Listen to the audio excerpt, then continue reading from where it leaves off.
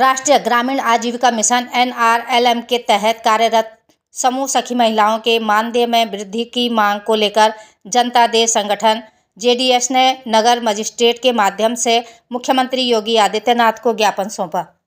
आपको बता दें कि हकीकत नगर स्थित रामलीला मैदान में धरने को संबोधित करते हुए संस्थापक एवं राष्ट्रीय अध्यक्ष सुरेश कुमार फौजी ने कहा कि वर्तमान में इन महिलाओं को प्रति माह मात्र 800 रुपये मिलते हैं।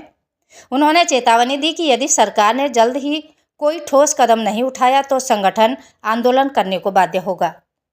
उन्होंने कहा कि समूह सखी महिलाएं प्रधानमंत्री सुरक्षा बीमा, जीवन ज्योति बीमा, पशु टीकाकरण, मिशन अंत्योदय, पोषण वाटिका और विधवा वृद्ध महिलाओं की सर्वे रिपोर्ट जैसे अनेक सरकारी कार्यों में महत्वपूर्ण भूमिका निभाती है। वह गांव में महिला समूह बनाने, बैंक से ऋण वितरण करने और उनकी वसूली तक की जिम्मेदारी निभाती है। इसके बावजूद उन्हें न तो उचित मानदेय मिलता है और न ही अस्थायी नियुक्ति का दर्जा।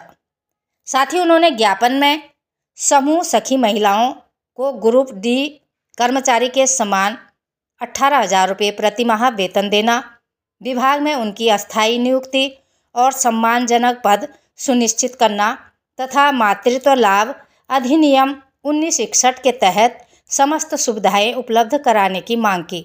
सहारनपुर से महेश कुमार की खास रिपोर्ट। खबरों के साथ बने रहने के लिए चैनल को लाइक, शेयर और सब्सक्राइब अवश्य करें। साथ ही हमारा फेसबुक पेज को फॉलो करना न भूलें। समाचार और विज्ञापन देने के लिए नीचे स्क्रीन पर दिए गए नंबर पर संपर्क करें। महिला शक्ति जनता दल संगठन और प्रशासन तुम होश में आओ। ये ढाओ ऊपर को। प्रशासन तुम होश में आओ। हमारी मांगे पूरी करो। नहीं किसी से भीख मांगते, नहीं किसी से भीख मांगते। 18,000 वेतन दो। हमारी मांगे पूरी करो। महिला। मेरा नाम रेखा है, मैं सत्ता ब्लॉक से हूँ। किस पद पर हैं आप?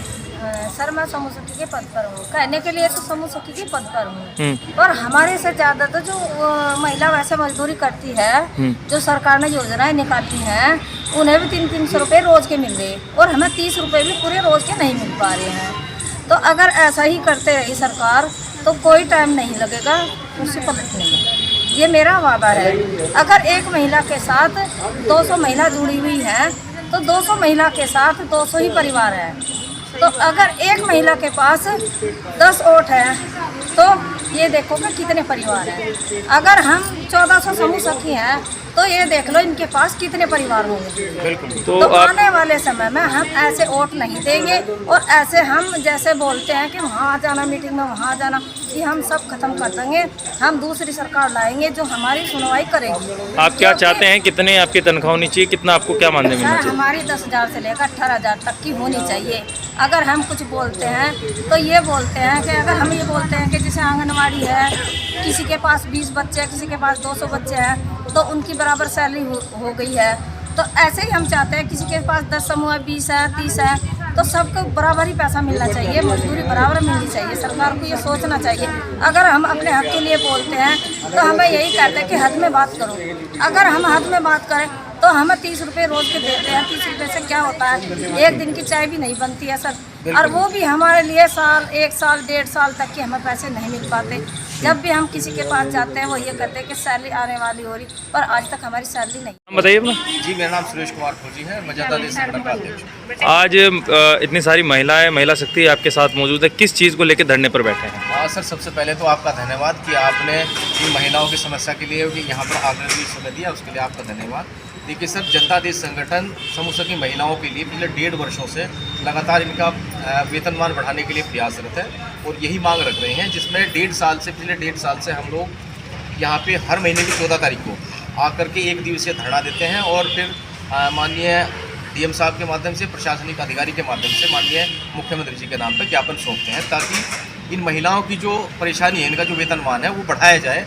जो ये पिछले कई वर्षों से इस विभाग में, राष्ट्रीय ग्रामीण आजीविका मिशन विभाग में कार्यरत है, जिन्हें मात्र 800 रुपये महीने का वेतन दिया जाता है, कि अपने आप में इस वेतन से आप खुद भी अनुमान लगाए कि ये वेतन अपने आप में वेतन ही है या फिर महिलाओं का एक मजाक बनाया हुआ है। सरकार एक तरफ कहती है कि उन्हें नारी उत्थान करने के लिए महिला सशक्तिकरण करना है, और दूसरी तरफ ये कहती है कि जब इस 800 रुपये वेतनमान पे जाते हैं तो हमें ये सोचना पड़ेगा, और आप सबको भी सोचना पड़ेगा कि 800 रुपये वेतनमान से नारी उत्थान महिला सशक्तिकरण कैसे हो रहा है।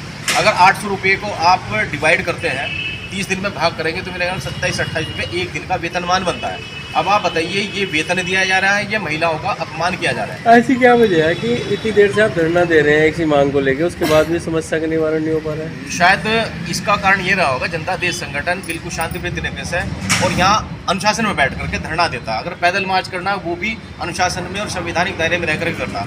मेरे ख्याल में सरकार और प्रशासन को वो लोग ज़्यादा अच्छे लगते हैं जो सरकार का पुतला फूंकते हैं, ये फिर जो सरकार की प्रॉपर्टी को जलाते हैं, राख करते हैं और सड़कें जाम करते हैं। मेरे ख्याल में सरकार को वो ज़्यादा अच्छा लगता है। और हमारी आप लोगों के माध्यम से सरकार से ये सीधे तौर पे चेतावनी भी है, इसको समझ लीजिएगा। यदि सरकार इसको हल्के में ले रही तो उसकी गलतफहमी होगी। ये मंडल स्तर पे और राज्य स्तर पे, बड़े स्तर पे ये अभियान चलने जा रहा है। हम तो सरकार से अभी तक यही मांग कर रहे थे शांतिप्रिय तरीके से कि इसको समस्याओं को, महिलाओं की समस्याओं को शांतिप्रिय तरीके से और गंभीरता से लें। इनका वेतनमान बढ़ाया जाए। जनता देश संगठन का जो समूह की महिला है उनका डी ग्रुप कर्मचारियों को इनको श्रेणी में शामिल किया जाए, जिसमें 18,000 रुपये इनका वेतनमान होना चाहिए। और 1961 अनुवाद उसके तहत में इन्हें मातृत्व अवकाश का वो दिया जाना चाहिए। और इन्हें इसके साथ साथ इनकी यूनिफॉर्म और इनकी जो पहचान है, किसी भी विभाग में जब हम जाते हैं हमारी पहचान होती है, इनकी पहचान होनी चाहिए अस्थायी रूप से, इन्हें इसमें नियुक्ति मिलनी चाहिए। यही संगठन की मांग है। अगर ये नहीं हुई जल्दी तो क्या किया जाएगा? तो सरकार से हमारा यही आप लोगों के माध्यम से, अगर सरकार इसको गंभीरता से नहीं ले रही है, मैंने पहले भी बताया है और हम हमेशा ये बात कहते आ रहे हैं, यदि सरकार इसको मानते नहीं है तो फिर हमें सड़कों पर उतरना पड़ेगा और फिर ये विकराल रूप लेगा। इसकी जिम्मेदार फिर प्रशासन और सरकार ही होगी। मैंने कहा ना कि सरकार, यदि ऐसा लगता है सरकार को कि हम यहाँ बैठ करके शांतिप्रिय तरीके से बैठ करके अपने घर चले जा रहे हैं आपको कागज दे करके, तो शायद ये गलतफहमी होगी।